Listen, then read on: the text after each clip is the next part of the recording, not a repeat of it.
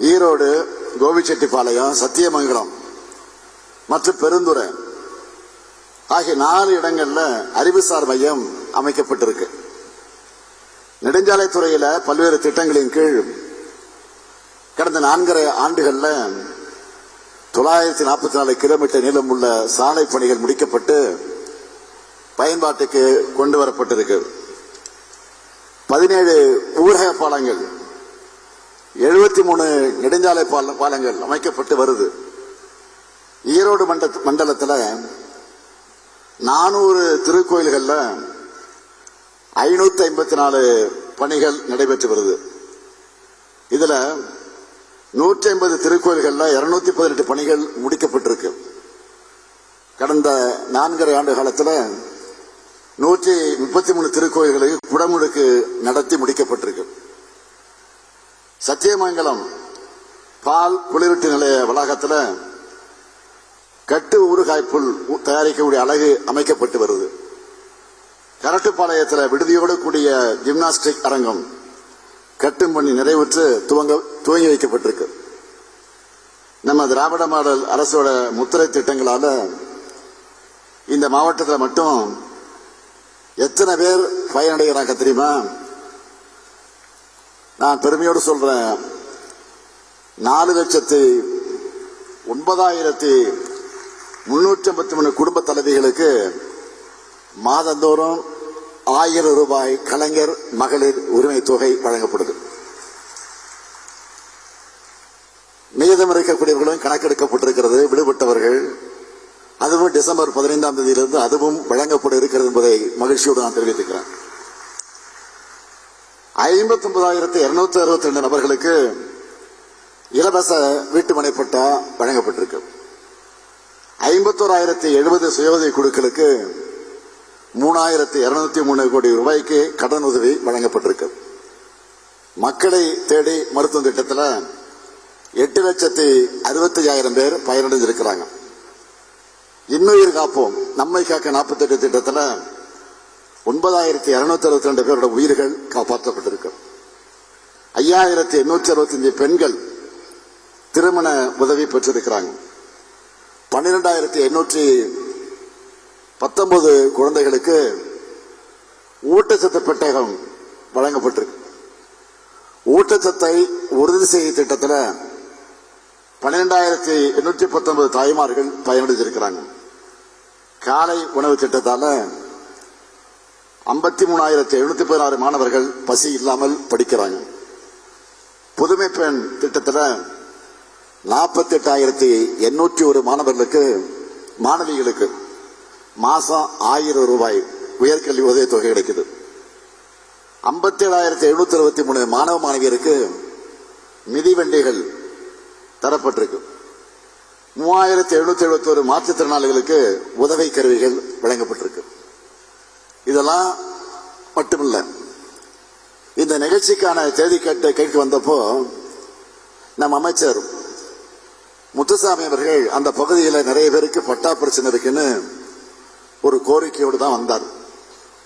ஈரோடு மாவட்டம் அந்தியூர் வட்டத்துக்குட்பட்ட 29 கிராமங்கள்ல சுமார் 70 ஆண்டுகளுக்கு முன்னர் நில ஒப்படை வழங்கப்பட்ட சுமார் 6,000 ஏக்கர் பட்டா நிலங்களை தமிழ் நிலம் பதிவேடுகள்ல நிபந்தனைக்குட்பட்ட பட்டான்னு குறிப்பிட்டுள்ளதை நீக்கம் செய்து நிரந்தர பட்டாவா மாற்ற அரசாணை வெளியிட்டு விட்டு அந்த மனநிறைவோடு தான் இந்த நிகழ்ச்சிக்கு நான் வந்திருக்கிறேன்.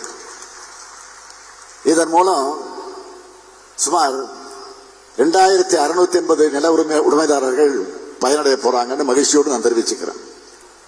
நான் இன்னும் பெருமையோடு சொல்றேன், ஈரோட்டு வரலாற்றிலே இல்லாத அளவுக்கு நம்ம திராவிட மாடல் ஆட்சியோட கடந்த 4.5 ஆண்டுகள் மட்டும் 5,490 கோடி ரூபாய்க்கு 68,85,232 பேருக்கு நலத்திட்ட உதவிகளும் 3,836 கோடி ரூபாயில 19,488 வளர்ச்சி திட்ட பணிகளும் 9,327 கோடி ரூபாய்க்கு செஞ்சிருக்கிறோம். இத்தனை திட்டங்களை செஞ்சிருக்கோம்னா அதெல்லாம் பட்டியலிட்டு சொன்னாலும் இந்த நிகழ்ச்சியில புதிய அறிவிப்புகளை வெளியிடாம இருக்க முடியுமா? வெளியிடாம போனா இங்க இருக்கிறவங்க சும்மா விட்டுருவாங்களா? விட மாட்டாங்க. எனவே இந்த ஈரோடு மாவட்டத்துக்கான 6 புதிய அறிவிப்புகளை இந்த நிகழ்ச்சி மூலமாக நான் அறிவிக்க விரும்புகிறேன். முதல் அறிவிப்பு, புன்சை புளியம்பட்டி நகராட்சிக்கு 4 கோடியே 30 லட்சம் ரூபாய் செலவிலையும், கோவிச்செட்டிப்பாளையம் நகராட்சிக்கு 4 கோடி 50 லட்சம் ரூபாய் செலவிலையும் புதிய நகராட்சி அலுவலக கட்டடங்கள் கட்டப்படும். இரண்டாவது அறிவிப்பு, பவானி மற்றும் கீழ்பவானி நீர்ப்பாசன திட்டங்களின் கீழ் திட்ட நிபந்தனையோடு வழங்கப்பட்ட பட்டாக்களை நிரந்தர பட்டாவாக மாற்றணும் என்ற சத்தியமங்கலம், நம்பியூர், பவானி, கோவிச்செட்டிப்பாளையம், மொடக்குறிச்சி, கொடுமுடி, பெருந்துறை மற்றும் ஈரோடு ஆகிய வட்டங்களைச் சார்ந்த விவசாயிகளின் கோரிக்கை ஏற்று இந்த 90 கிராமங்களில் உள்ள ஆயிரக்கணக்கான விவசாயிகளின் பட்டாக்கள் நிரந்தர பட்டாவாக மாற்றப்படும். மூன்றாவது அறிவிப்பு, அந்தியூர் அருகே உள்ள தோணிமடுவு பள்ளத்தின் குறுக்கே 4 கோடி ரூபாய் செலவில் புதிய தடுப்பணை அமைக்கப்படும். நாலாவது அறிவிப்பு, சாயப்பட்ட கழிவுகளால் பாதிக்கப்பட்ட நொய்யலாற்று பாசன விவசாயிகளுக்கு இழப்பீடு வழங்குவது தொடர்பாக இருக்கக்கூடிய பல்வேறு வழக்குகள் மற்ற சட்ட சிக்கல்களை தீர்ப்பது குறித்து ஆராய வல்லுநர் குழு ஒன்று அமைக்கப்படும்.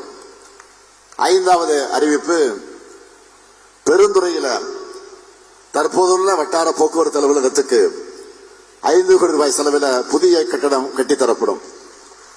ஆறாவது அறிவிப்பு, அந்தியூர் மற்ற எண்ணமங்கலம் வருவாய் கிராமங்களில் உள்ள நிலங்களுக்கான பதிவேடுகளில் உள்ள நிபந்தனை பட்டாக்கள் அயன் பட்டாக்களாக மாற்றப்படும். இப்படி நாம தினந்தோறும் தொடர் திட்டங்களை செயல்படுத்துகிற காரணத்தால் தான் எதிர்கட்சிகள் என்ன சொல்றதுன்னு தெரியாம விரக்தியில பெரும் முடிச்ச மாதிரி இருக்கிறாங்க. கடந்த ஆண்டு இந்த மாவட்டத்தில் நடைபெற்ற அரசு விழாவில் நான் பேசும்போது, சின்னியம்பாலத்தில் பிறந்து நாட்டு விடுதலைக்காக பாடுபட்டதோட தமிழ்நாட்டில் வெண்மை புரட்சிக்கு வித்திட்ட பால்வள தந்தை திரு பரமசிவம் ஐயா அவர்களுடைய திருவுருவச்சில ஈரோடு பால் பண்ணையில் நிறுவப்படுவன்னு அறிவித்தேன். விவசாய குடும்பங்களோட வருவாயை உயர்த்த, பால் விநியோக முறையை நவீனப்படுத்த அர்ப்பணிப்போடு செயல்பட்டவர் அவர். தமிழ்நாடு அரசின் ஆபின் நிறுவனம், கூட்டுறவு பால் சங்கங்கள், பால் செயலாக்க கட்டமைப்புகள் எல்லாமே அவர் விதைச்ச விதையின் விளைச்சல் தான். அத்தகைய பெரும் ஆளுமைக்கு நன்றி செலுத்த சொன்னபடியே சித்தோடு பால் பண்ணை வளாகத்தில் அவருடைய திருவுருவச் சிலையை நிறுவி இருக்கிறோம்.